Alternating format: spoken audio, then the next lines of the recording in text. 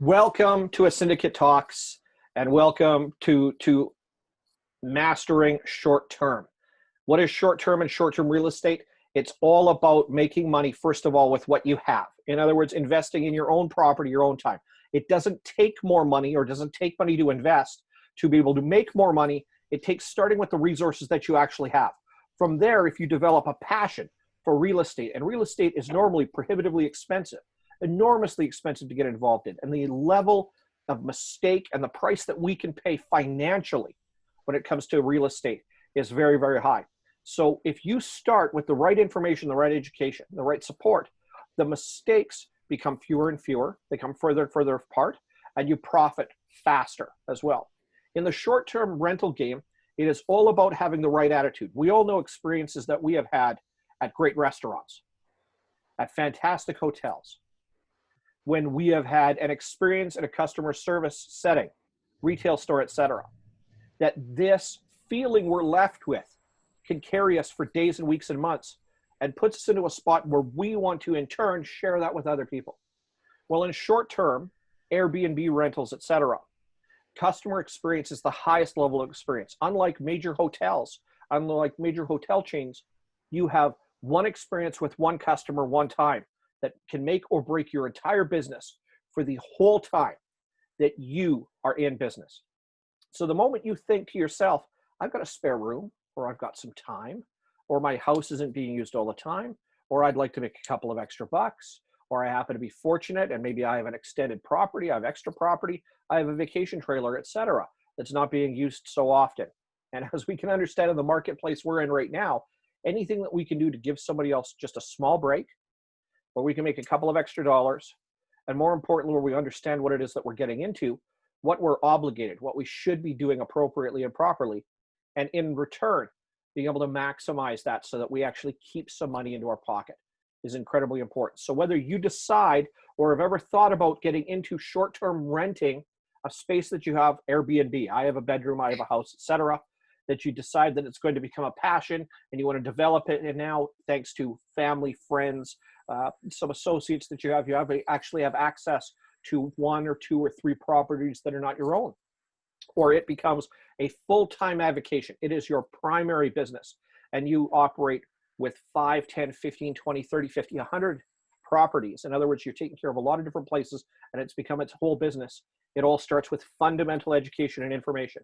And our expert, the panelist that we've brought in today to talk primarily about that, now she got here, is Elizabeth Sickels with Elizabeth Maora.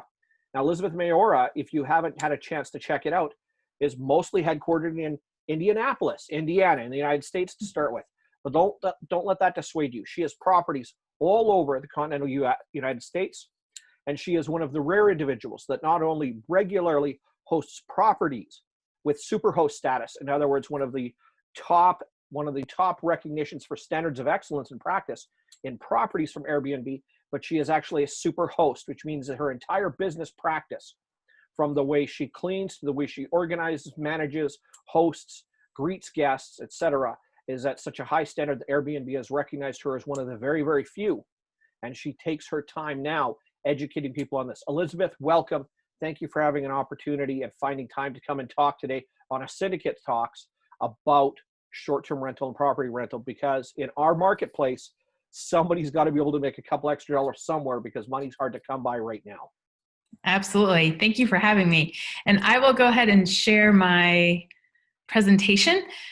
Do any of you guys currently have short-term rentals in your properties?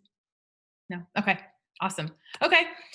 So we're going to go through an industry overview, the current landscape, the neighborhoods that we look for, regulations, and then the evaluation of properties. So what to look for a great short-term vacation rental. So you're going to hear me use those terms interchangeably, either vacation rental or short-term rental, meaning the same thing. Just a little bit about me. My undergrad is engineering, and then I have a master's. I have an MBA. I spent 15 years in corporate and traveled all over the world, mainly for Fortune 100 companies, and then left corporate almost 4 years ago to go figure out what I wanted to do with the rest of my life, and decided on this. So my team and I, that's a picture of my team. We are Superhost. We also have AirBNB Plus status, which I'll talk a little bit more about that. Last year, we grossed over 550,000 in bookings. And we have a real emphasis on the guest experience. So we have over 1,200 reviews, and our average is 4.8 out of 5 stars. So we strive very hard. We do a lot of things in the short-term rental real estate market. So we do construction consults.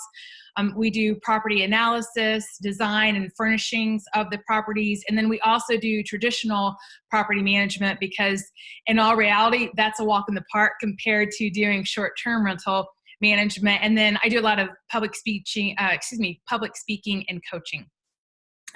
So what's going on in the vacation rental industry? First of all, Airbnb, this is pre-COVID, they were valued at somewhere between $31 and $32 billion. They're certainly the behemoth in the OTA, so the online travel agents world. They are in 192 countries and 81,000 cities, and then they were at over 7 million listings. So huge company. Airbnb at least was poised to be all things travel, and there were a lot of hints about an Airbnb airline as well. So I have some predictions for what's going to happen. So Mitch used the term Superhost. So what a Superhost does is that it actually, on average, you get 22% more per night for that booking. And there are currently 4 standards, which these sound really easy, but at scale, they are not. So one is to host at least 10 stays in a year, respond to guests very quickly, and maintain a response rate of 90% or higher. So for us, we normally respond to a guest within an hour. And that's on almost all of our listings as well. It's also that you have at least 80% 5-star reviews. And then they just updated this about 6 months ago to where you could have 1 cancellation. Prior to this, you were not allowed to have any cancellations. And then Airbnb Plus is a designation even higher than Superhost. And it's a very long process to be approved for Airbnb Plus. It took us 6 months from the time that we were notified. The good thing about Airbnb Plus is that you have 7 times more listing views and that you have 70% more nights booked. And it's very prestigious, as only 0.04% of all properties on Airbnb actually have this designation. So these are 2 things to look for or to strive for if you do become a host. So what's going on in the industry? So Marriott last year announced homes and villas, and they came into our space of doing vacation rentals. We also had Vacasa.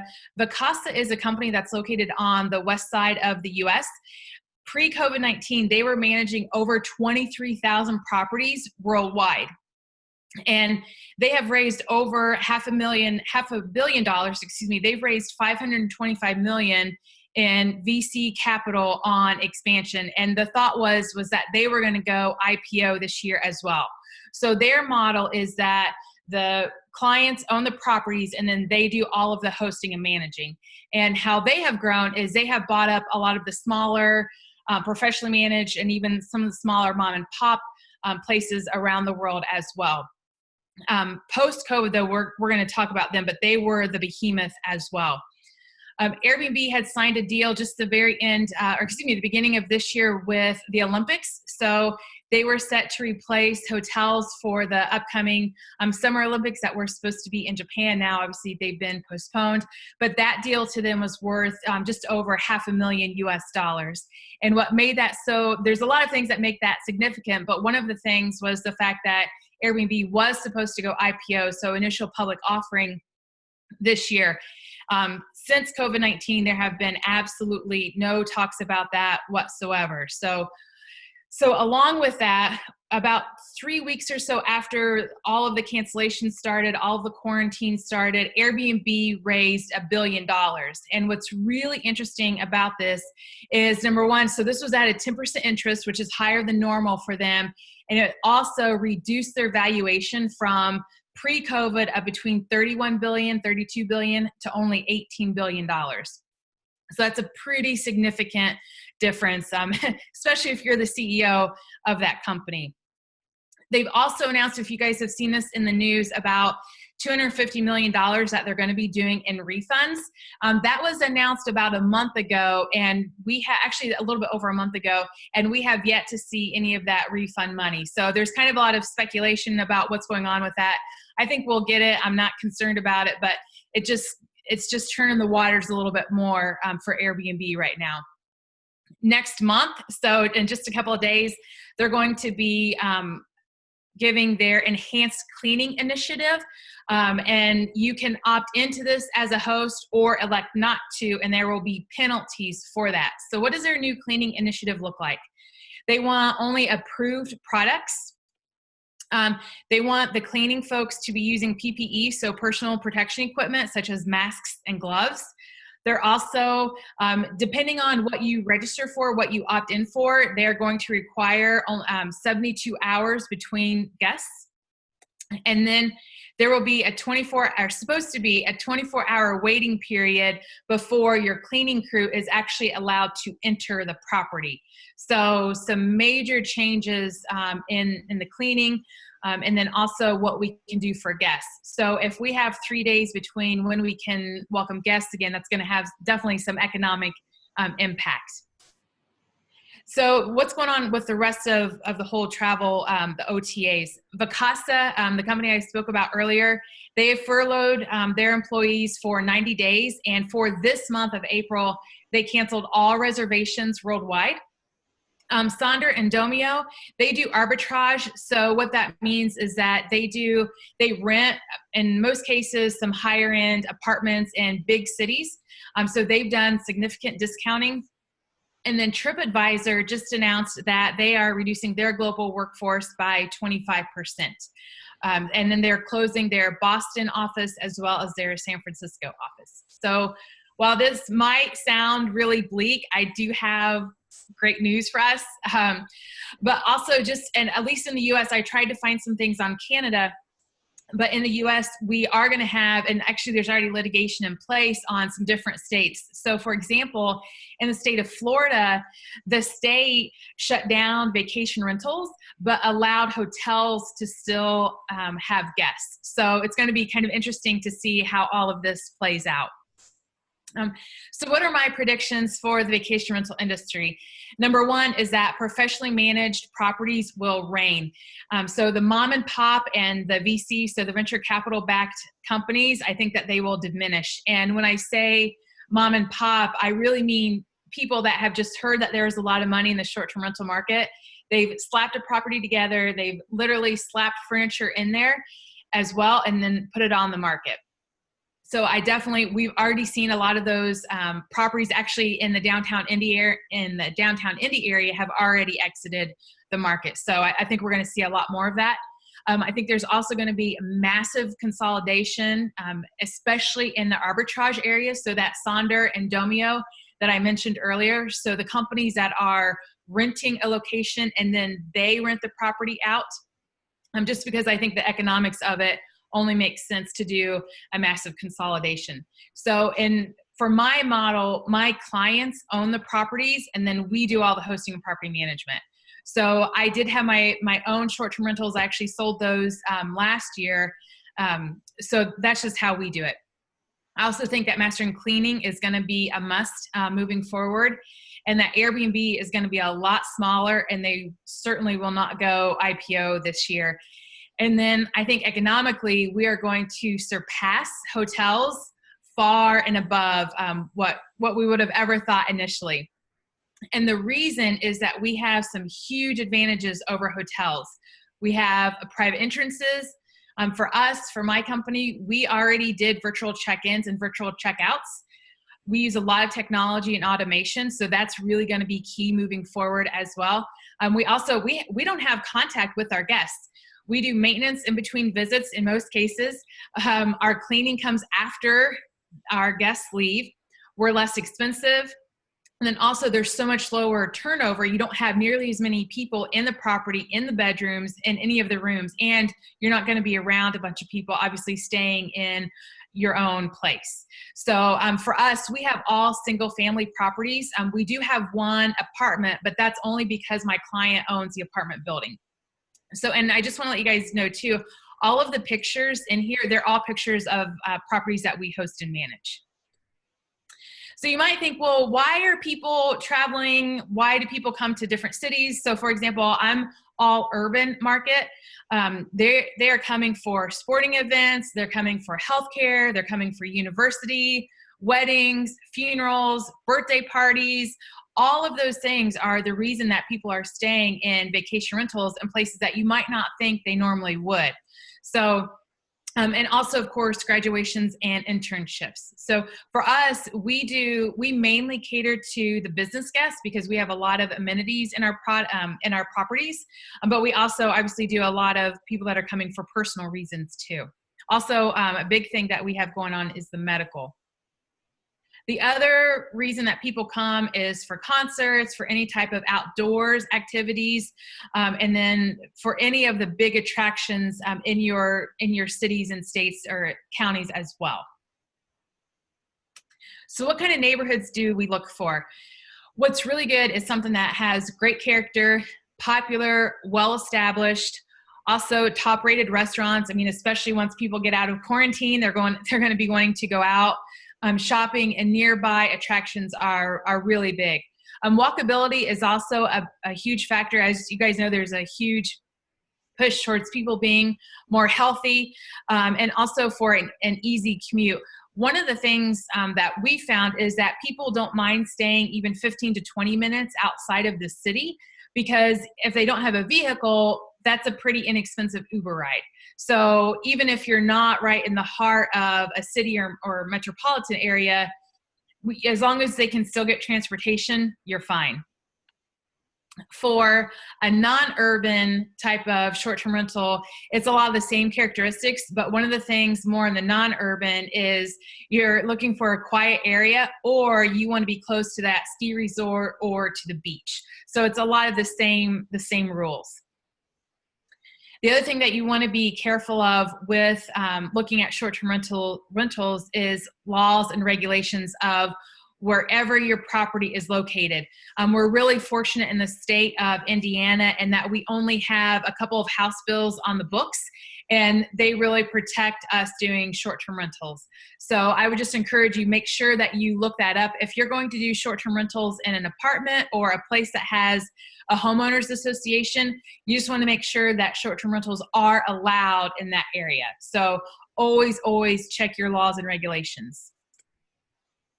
And now we're going to talk about evaluating the house size and the layouts. So just a very general rule of thumb for short-term rentals is that you will gross twice what you would in a traditional rental. So if you were going to get $1,000, then you would gross $2,000 for a short-term rental. The nightly rates for a 1-bed, 1-bath versus a 4-bedroom, 3.5 bath can be 4 to 8 times higher. So it's very dependent. We have properties that are just little studio apartments all the way up to a large 4-bedroom, 3.5 bath. And we have success in all sizes of our properties.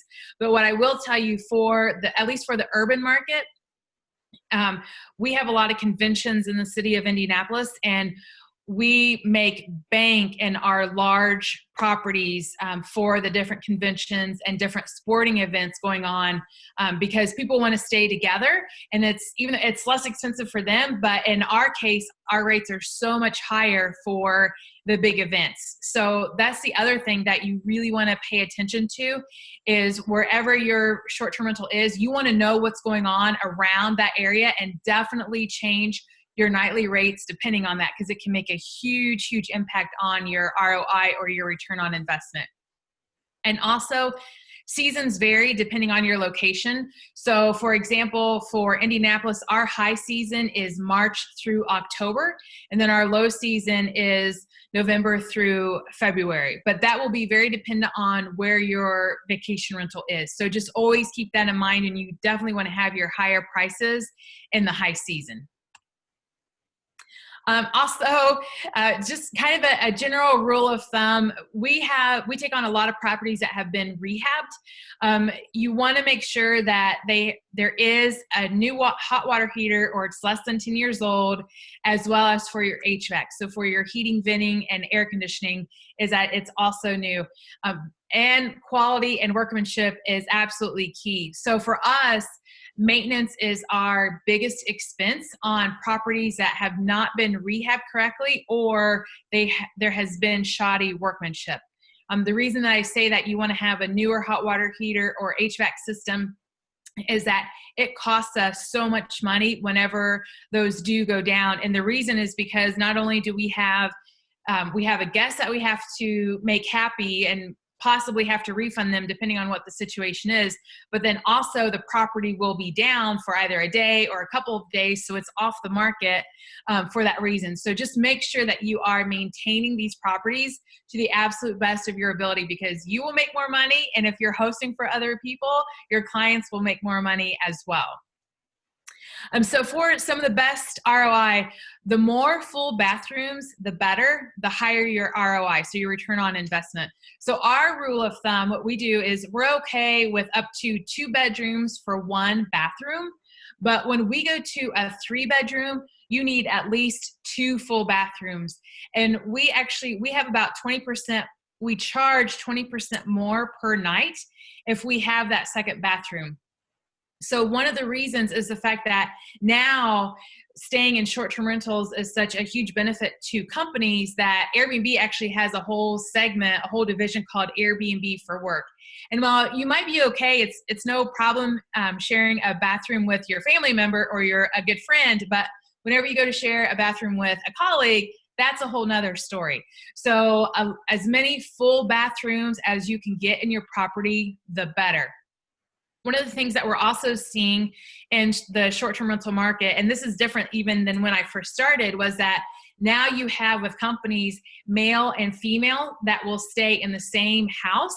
And so another advantage is if you can have some of your bedrooms and bathrooms on one floor and then some on the first floor or the second floor, or vice versa. So all those little things can really make a big difference in how much you can command a night for your property. We also, so the other big thing is we do have a lot of older properties that we host and manage for. So certainly you can take into account the character of the house and that type of thing. But I would just encourage you, the more full bathrooms, the better. There are additional monthly expenses for short-term rentals versus doing a traditional rent, so renting a property out on an annual basis. So they are short-term rental insurance. For us, I require all of our clients to carry it. Right now, it's just under 1.5 times more what a traditional policy would be. And the reason is because it's an insurance company and but they say that it accounts for vacancy, etc.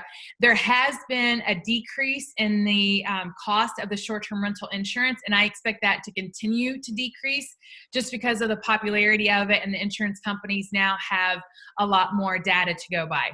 Another expense is the consumable supplies, so toilet paper, paper towel. We provide locally roasted coffee in all of our properties, so those are additional expenses you need to keep in mind. You're paying for the utilities, mowing and snow removal, and then Wi-Fi. So for us, we do not have cable in any of our properties.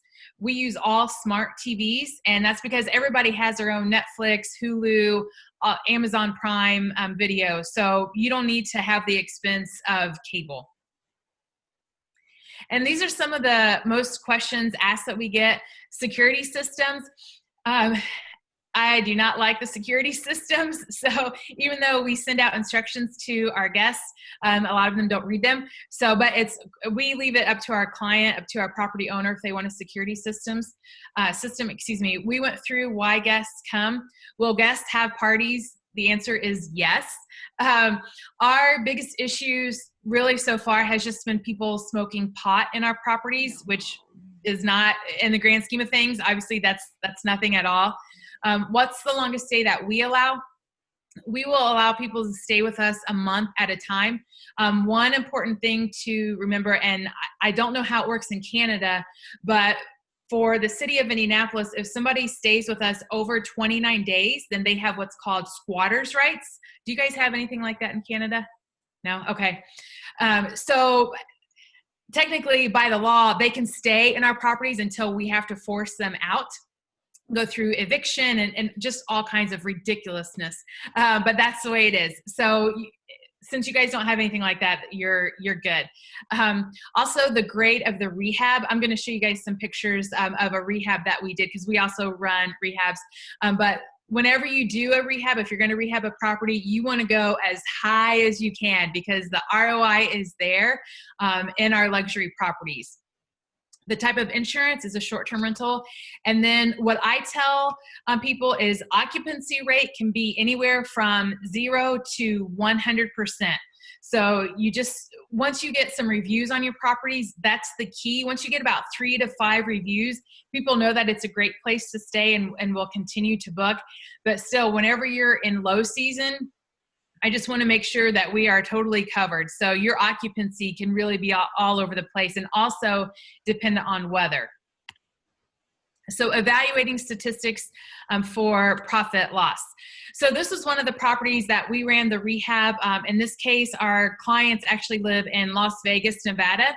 This was what the property looked like whenever they bought it, except for this was the kitchen. And you can see my contractors, they had already pulled out the kitchen cabinets on that side.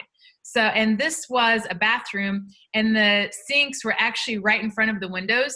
So, and they had mirrors over to the side of the sink. So clearly this would not work for a vacation rental. So this was the kitchen before, this was the kitchen after our rehab. This was the living room before and then after. And then that was the bathroom before and after. So in this case, our clients paid $180,000 for this house. And then the rehab ended up being just a little over $50,000. And these were the results. So for this case, technically it's a 5-bedroom, 2-bath, but I didn't want to sell it as that. So we made it a 4-bedroom, 2-bath. And what we did with that, what would have been the 5th bedroom, is we turned it into, I don't have a picture, but we turned it into a casino room. So we had all kinds of casino chips. And I mean, you kind of felt like you were in Vegas. So I just wanted to show you guys, these are some gross revenue from, this is last year's data. And then, so you can see just the difference in our occupancy rate from 84% to 58% just in a 3-month time. So one of the things also, in June, we had to be down part of the month. And that was because in the rehab budget, there wasn't budget for the HVAC system, and the HVAC system went out. So, so that was a huge huge issue in our occupancy rate. But just to drive home the point on how important that is. Also, so this was my personal property. I had traditional tenants in here for 1 year. This was not what my property looked like whenever they moved in, just so you guys know. But this was what they left me with. And then we did a complete rehab. We totally redid the bathroom and made everything much better. And I can tell you that even we did this it'll be a year and a half ago. And if I had known even 6 months later what I knew, we would have done a higher upgrade of rehab in this property. Because again, the return on investment is there for the higher upgraded properties. And that was just our actual listing. We do a lot of construction consults, so we really get to have an impact on making the property better, not only if the person's going to do a short-term rental or if they end up selling the property on the retail market. And this is a duplex in the Indianapolis area. We have a lot of duplexes, and one of the things that I tell my clients is to make sure that they have a pass-through in the duplex. And it's kind of funny because this was the only pass-through, so from one side to the other, and this was upstairs, and it's so this picture doesn't do it justice because it's so tiny. This is the downstairs, and this was where I suggested my client put a true access to the other side. And the reason is because with a duplex, you actually get 3 listings because the guest can rent side A, side B, or the entire complex. So whenever they rent, or the entire property, when they rent the entire property, that's usually friends or family or colleagues, and they want that internal access to the other side. So there's just a whole host of insights that you learn, and tips and tricks to make the guest experience a lot better for a short-term rental, vacation rental. I'm going to show you, this is one of our carriage houses. It's what this means is it's a studio above an actual garage. And I put this picture in here for a reason, because when we first started, we had alcohol. We provided wine for all of our guests at this property. But this is where your laws and regulations and knowing this is very important. For the state of Indiana, if I provide alcohol for a guest, I would need my liquor license. And then also, if they were to get in an accident, I would be liable for it. So for us, we provide no alcohol for our guests whatsoever. Of course, guests are welcome to bring whatever alcohol they want. But so even something as, you might think you're doing your guests, a nice favor or doing a nice gesture, just make sure you know that. So I just want to, again, just to show you guys some of the revenue here for a carriage house. So this is like a studio. It's a 1-bedroom, 1-bath property. And these were last year's numbers. One of the reasons is we shut this property down in the wintertime. We actually just opened it back up. And that's because of the access to it. It's a little wonky, and we don't want to worry about snow and all kinds of stuff in the wintertime. So just know too that even if you do have a property that you have on for even a limited amount of time, you can still make some great numbers on it. This was one of our properties that we did not decorate this property, but this was just a little 2-bedroom, 1-bath property, and it's in a pretty hip, what has become a pretty hip neighborhood. But one of the reasons why this property was so popular for us was, again, because of that location was super, super stellar. So we did really, really good in this property, and we didn't have any maintenance issues either. This is one of our luxury properties, and you can see that we had quite a bit of difference in our monthly income and our owner revenue. One of the problems, again, you can see it in August. So August, our owner revenue was just $1,900 when the previous month was over $3,000. And this $1,900 again went back to, we had some major HVAC issues, so some ventilation issues, and this was a brand new build house, and we still had those problems. So I just can't stress enough how important the maintenance side is of things. So just always keep that in mind. So one of the things is in your listings is to be very transparent. So if you are going to list properties on either Airbnb or VRBO, as well, we also do direct bookings, so that way people can come to our website and just book directly with us. Is you always want to be transparent. So what is the current state of their property? You have to watch the laws on what you can say about crime rates. What are the amenities features? You want to make sure to really highlight those. So one of the things that we do in some of our properties, we have what's called a VCS. So that's a virtual concierge service, and it's an Alexa, and we use this special program so that the guests can ask, how do I turn on the TV? Where's the closest restaurant? Where do I find the garage remote or the garage door opener? So you can do a lot of these really cool features that people love and will get you great reviews. And what great reviews translate into is the more you can charge per night. Also, what safety features are installed at the property. We're a huge, huge, huge proponent of the safety aspect of the properties. So we have carbon monoxide detectors, we have fire extinguishers. At least for the States, I always thought that fire extinguishers you just keep under your kitchen cabinet, but actually code is that the fire extinguisher needs to be hung visibly and 3 to 5 feet off the ground or off the floor. So that's just another aspect that you really want to look into. And then we also do ladders. If we have any of our properties that are over 1 story, we buy the ladder that goes out the window for however many stories up that house goes. So having those additional safety features are a huge help and will set your listing apart. How many guests can you safely accommodate? And then what are your business booking policies? So just make sure that you want to be as transparent as possible in this. We also highly recommend professional photography. So we use all professional photography because you really want to highlight that property and make it look, make your guests know exactly what they're going to get whenever they come to town.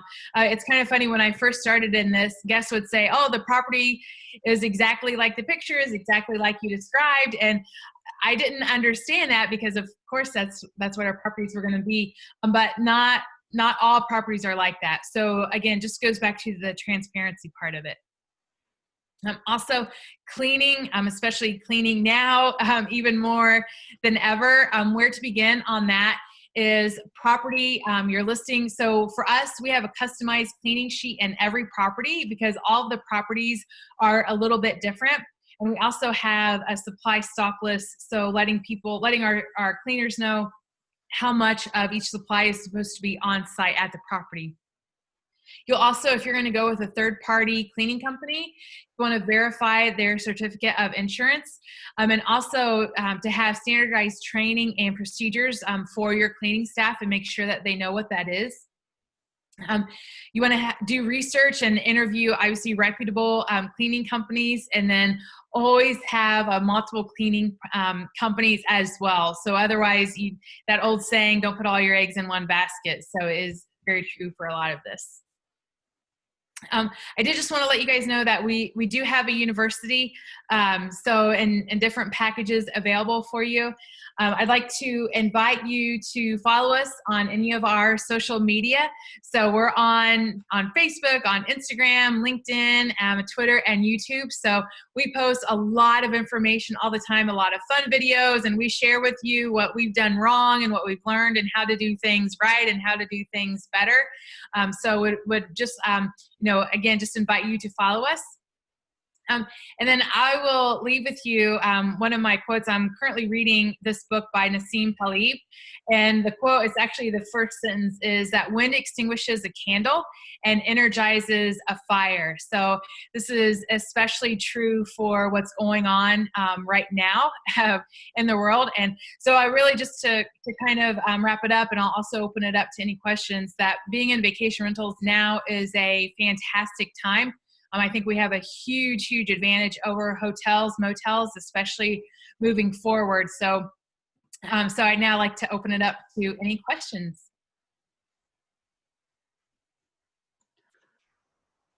I have a couple questions. I'm actually a real estate agent from Edmonton area, and I actually have very much looked into turning a couple of my rentals into Airbnbs. So the first question is are you, and again, I apologize, I missed the first 20 minutes. Are you transitioning some of your Airbnbs to maybe to help with the medical staff and, first responders right now that's happening? Because I'm under the impression Airbnbs are almost not going on at all right now as stereotypical Airbnb. Is that true?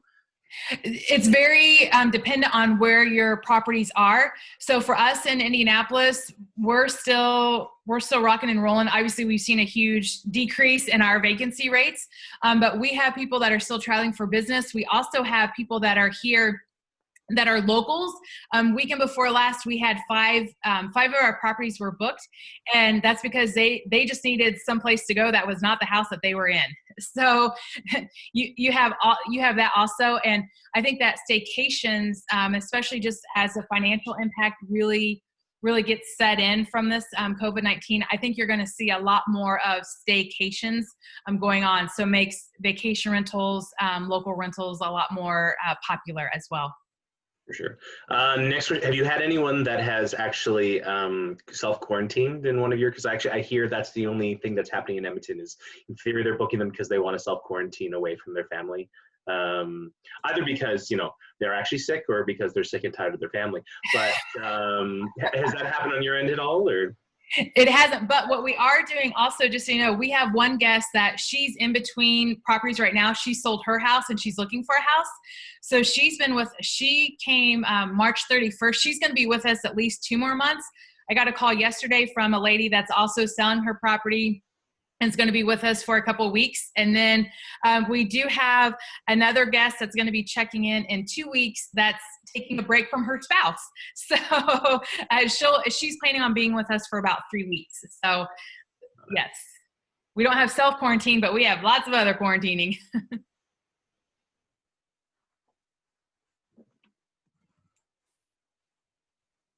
Any other questions, thoughts, comments while we're looking at it here right now? Obviously, there's, based on the panel that we've got here today, there's some great expertise in the room, and yet we're looking to always accelerate our own growth and our own education. Final thoughts? A couple for locally, if you guys are looking to do local Airbnbs.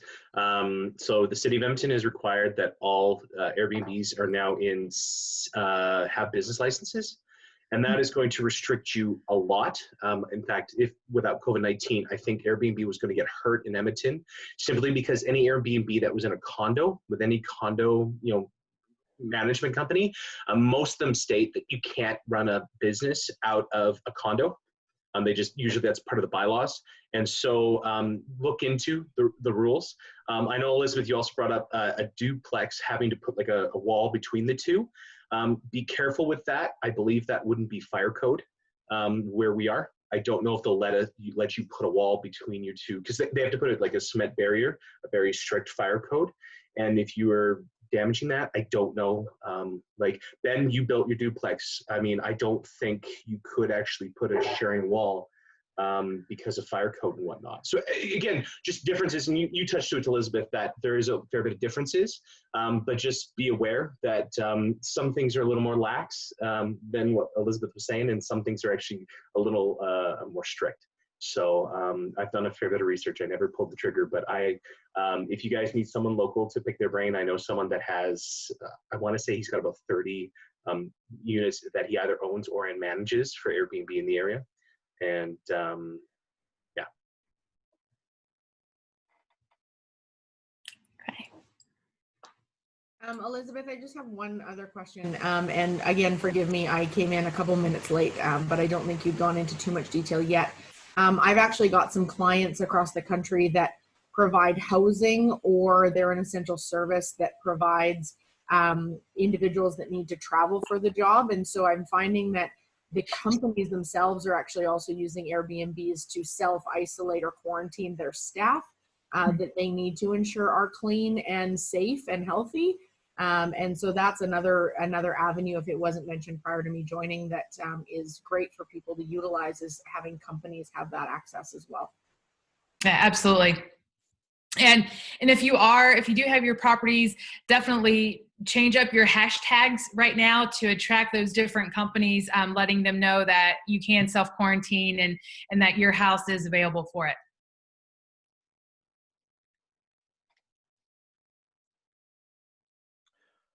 Ladies and gentlemen, thank you for joining us this afternoon. Elizabeth, to hear you talk about Airbnb always, and I've had the privilege of being able to listen to you for the better part of a year now as well, and to watch that development from what you're doing now to where you're going.